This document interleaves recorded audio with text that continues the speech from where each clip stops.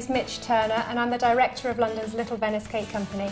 In my new book, Mitch Turner's Cake Masterclass, I give you all the tips and tools of my trade to ensure that you create the perfect cake for every occasion.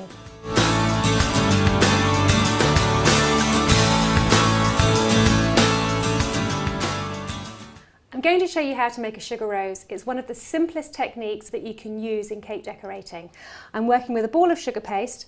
I'm working with a clear plastic pouch that I've picked up from a stationer's where I've trimmed the end and trimmed the side so it will open up, and I'm working with a blade. It's always really important to use fresh sugar paste because that way you'll get a lovely smooth finish without it going crumbly. When you need the sugar paste, it's a good idea not to work with any extra icing sugar. This way you're not drying the sugar paste itself out.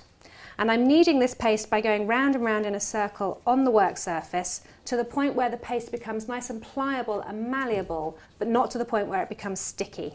This way it's going round and round, it's bringing all the creases into the centre and helping to expel any of the air bubbles. And then when I'm ready, I'm going to now roll this into a nice sausage, the thickness of which will dictate how big the rose is that you make. Very, very fine sausage, you'll get smaller roses. The thicker sausage will get the nice big chunky roses. And once you've rolled that out, always make sure that the seam is in contact with the table, and then with a sharp blade just remove the excess from the end so that you're working with a nice sharp piece to start with. And I'm going to cut 6 discs, each of which should be about 3 to 4 millimeters. Once you have got your 6 discs, lift the plastic pouch open and then gently lay them so that the flat part that was in contact with the table is facing you and the rounded part of the petal is laying away from you on all of the 6 discs. The reason I use the pouch is because it helps to smooth the petals without them sticking and create a lovely sheen and shine to them. Now with the base of the thumb, just going to gently press each petal to start with. This starts the forming process. You don't want to press too hard to the point where you squish the petals so hard that they actually start to tear or get stuck inside the pouch. And then with your thumb, going to gently run around the edge of each petal from one side to the other, but not touching the base. And what this will do is thin the petal out and give it a lovely shape. Don't be tempted to press the petal because this will put marks into it and not create a lovely smooth finish on there. And what I'm doing is I'm running my thumb half on the petal, half on the paper so that it's thinning it out but it's not tearing it. Once you've smoothed each petal, lift the pouch open and then look for what you perceive to be the smallest, which for me is this one. And then with the thumb, gently rub the base of it that we didn't touch, the chunky part, and that will help to release it from the paper without tearing it. And as you rub, it naturally puts a curl in the petal. And always remember to turn the petal over so the curl is working away from you.